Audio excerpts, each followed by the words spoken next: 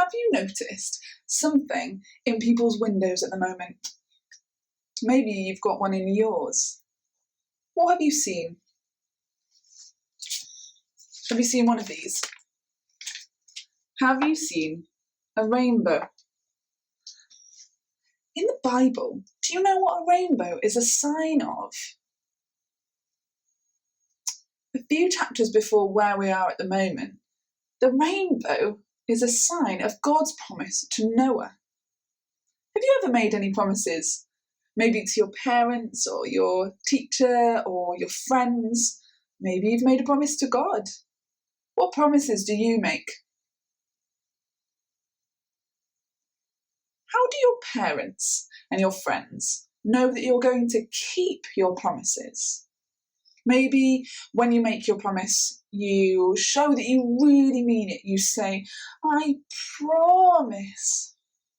Maybe you give them permission to tell you off if you don't keep your promise. Maybe you say, please let me play with it. I promise I won't break it. If I do, you can. Maybe you've kept your promises in the past and they know that you're probably going to again.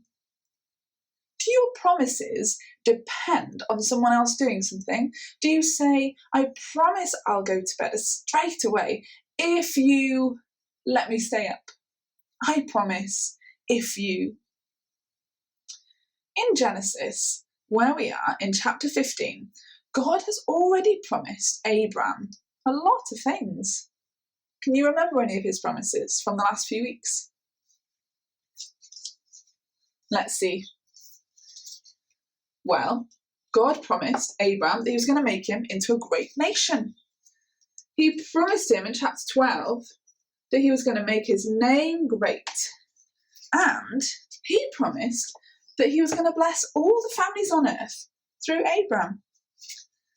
He said, I'm going to give this land to your offspring.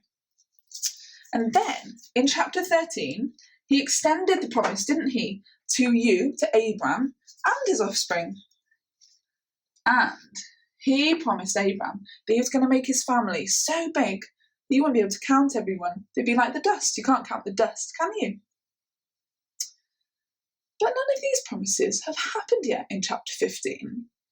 And Abraham is starting to wonder if God really keeps his promises.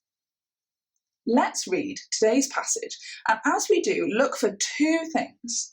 Firstly, see how God reassures Abraham that he will keep his promise. And secondly, see if you can hear God say, I will, if you. Let's read Genesis 15.